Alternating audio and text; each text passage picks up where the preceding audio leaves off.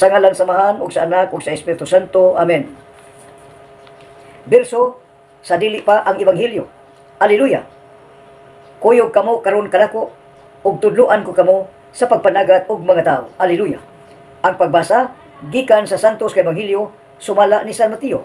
Himayaon ikaw o Ginoo.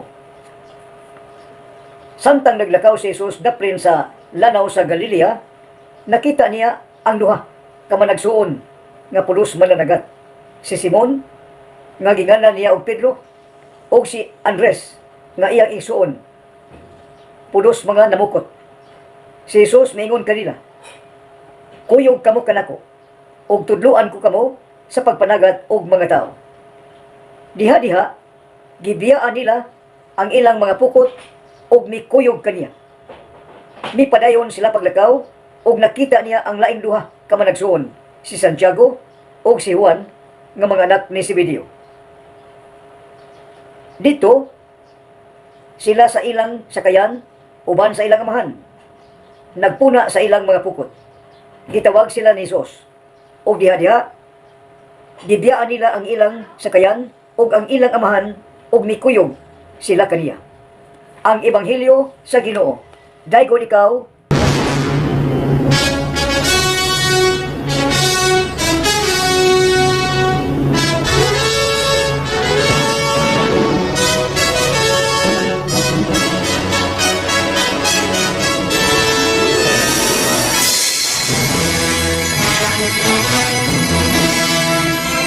Daghang salamat mga isuon ug masuod nga higala ni Ginoong Jesucristo. Bago pa lang yun nato nabati ang ebanghelyo karong adlaw, November 30, 2022.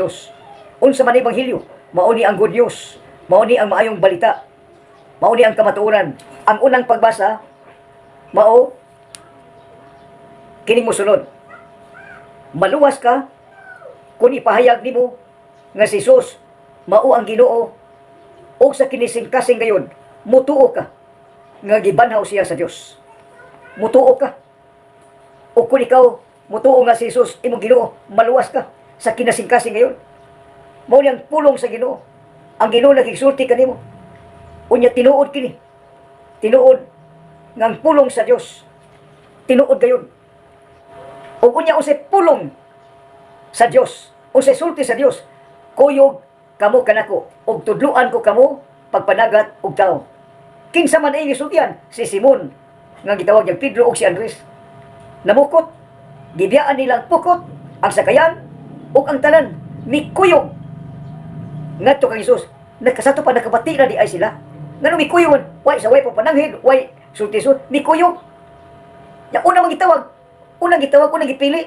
Apan ang Ginoo sige nagsulti sa tinuod sa ubang mga dapit. Unya kini sila nakadungog na. Si Simon Pedro nakadungog na. Ngano mikuyog man? Nakabati na di ay sila nining ngalan nga Jesus. Unyang sila mong duha, unang gitawag gipili. Kuyog kamo kanako. Ni kuyog. Nagpadayon sila paglakaw. Pagkuyog nila ilang gibiyaan, ilang sakayan, ilang pukot, ilang tanan gibiyaan kay ni kuyog.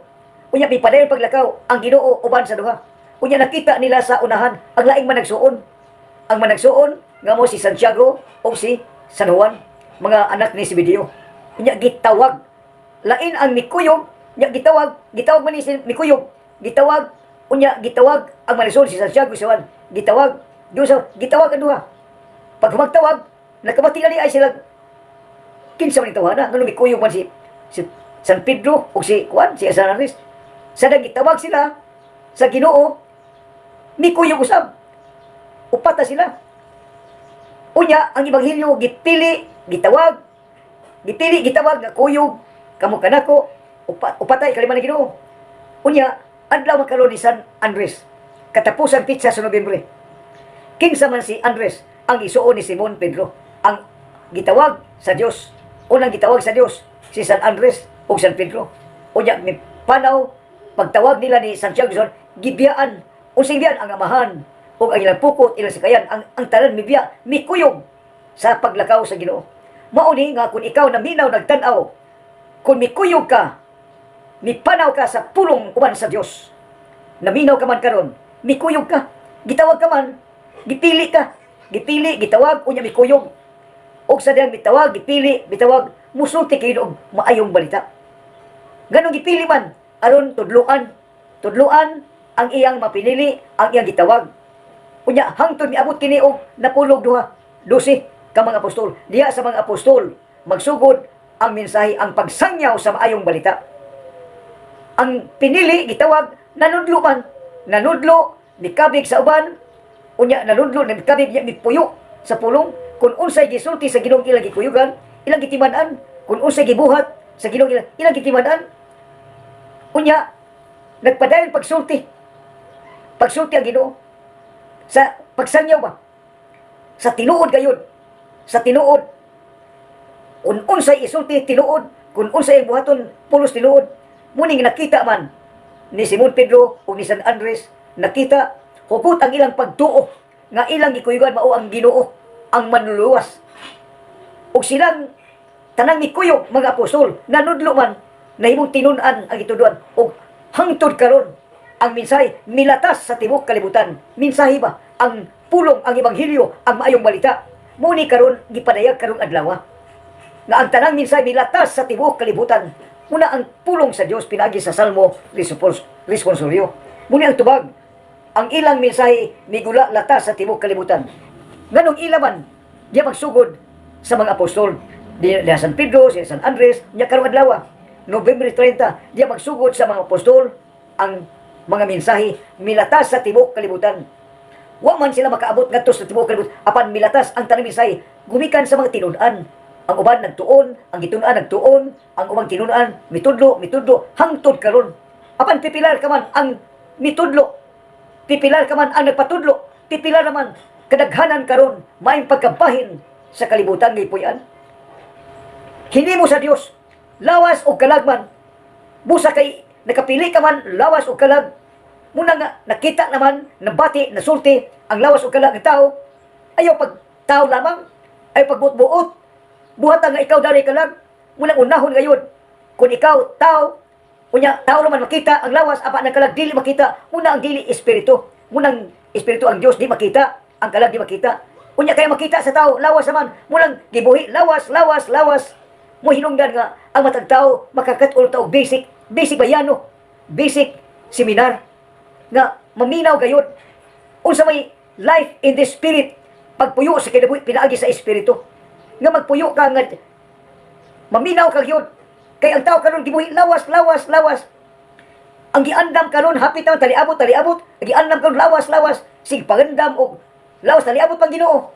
Gibalik-balik pa na sa Santos Kamisa. Si Kristo namatay, si Kristo nabanhaw, si Kristo mobalik yun kanhi aron paghukom sa mga buhi o sa mga militay. Mulang gumikan kay ang tanang tao, lawas o kalag, mga matay yun ang tao sa kalibutan. Hindi kamatay sa tao, mubiya ang kalag. Ang importante, ang kalag, mubalik kayo sa gigikanan. Ang lawas, madugta, madunot, mabaho, mauyi pangandaman sa mga tao. Sige, pangandam og lawas, adunahan, para lawas, si pangangkon, paghaway, panghilabot.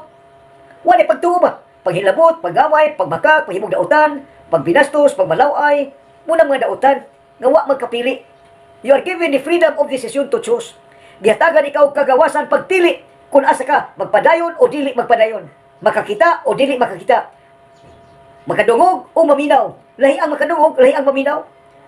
Kung ikaw nakadungog, imong palapyon, kung ikaw maminaw sa pulong sa Dios, imong yung paminawon, unsay iyang isulti sa labang makagaw, kanimo tao nga naminaw, nagtanaw, nag-online, nag-view. Kaya ang pulong sa Dios, manusot sa imong kabukugan, ang pulong Dios, dili lamang sa lawas, kundi lawas o kalag. Importante ang kalag sa tao, dili ang lawas. Mukaon man ang lawas, matug, mukaon, mo inom, lawas, sige, lawas, palindo sa lawas, paligwapo, apan importante kalag. Ang kalag sa tao, balik kayon sa gigikanan. Gikan sa Dios ang tao, lawas o kalag. Mulang Ebanghelyo karon, November 30, katapusang adlaw, ning unang Advento. Unang Advento ba? Hope, laumi gayon. Laumi ba? Nga ikaw mulaom, laumi gayon, nga taliabot ang Ginoo. Hope ba? Laumi gayon. Paglaom, ano na paglaom ang tao? Kung mubalik ka, malipay may maya ang Dios. Apan laumi gayon, tao, mubalik ka og sa dili, giampo ka sa mahal nga birhen sa kanunay panabang. kanunay gayud nga motabang, motudlo, mo evangelize, kanunay gayud nga mutudlo, magpuy-an mo ang pulong, nya kanunay gayud nga isangyaw o misay latas sa tibuok kalibutan. Mula iyang gitudo iyang katungdanan, iyang gipaambit sa matag tao, matag paminaw nimo sa pulong, ang pulong Dios gipaambit sa mga birhen. Mula iyang rule katungdanan nga ang tanang tao mo balik laumi, nga mo balik laumi, nga ang tao mo balik kayon, kay ang tao gihimo sa kaayo sa Ginoo. Giluwas ang tao gumikan sa kaluoy sa Ginoo. Ang gugma magbungag kaluoy, o ang kaluoy kung di na mo balik, mangita Ginoo hustisya, ang Ginoo hustisya katarungan.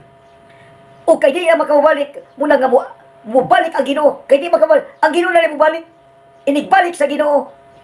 Kung unsa iyang pag-adto sa kingharian sa langit, gikan sa langit, mo sa iyang pagkunsad dinhi sa yuta. Kay mo balik yun ang Ginoo aron paghukom sa mga puhi o sa mga minatay. Lawas, mubangon, bukog, mga mubangon og ang kalag, maluwas. Kung ikaw mag-antos, maluwas, mag-antos pila ka buwan, pila ka semana, pila ka tuig, ang pag-antos, una ka makasud sa gingharian sa langit. Ang tao, lawas o kalag. O ang lawas o kalag, gipuy-an gayon sa pulong, ang pulong Dios, ang pulong uban sa Dios, ang pulong na himong tao, mao si Lord Jesus Christ. Mao na ang unang pagbasa, si Lord Jesus Christ, siya ang misulti, miwali, mensahe may balita ni Good News, siya ang isulti, isangyaw sa tibuok kalibutan, si Lord Jesus Christ, ang pulong, ang Dios, ang pulong Dios, ang pulong uban sa Dios, og nahimong tao, og mipuyo sa matag kinabuhi, sa matag tao, bata og tigulang, babay og lalaki. Mo sa pagpuyo, balik laumi, balik sa pagtuo, balik sa paglaom, balik sa paghimaya, alang sa himaya sa Amahan, himaya sa Anak, ug himaya sa Dios Espiritu Santo, Dios kausa hangtod sa kahangturan, uban sa pag-ampo o pangalipo sa mahal nga Birhen Maria, ang inahan nga mutabang sa tanang panahon, mutudlo sa tanang panahon, mo evangelize, mo pabalik sa tanang panahon, ug magpapuyo sa tanang panahon, ug magsangyaw sa tanang panahon, magsangyaw sa buhi nga balita, ebanghelyo, the gospel, the good news, alang sa kaluwasan sa tanang mga tao, ug ang salvation of souls in purgatory.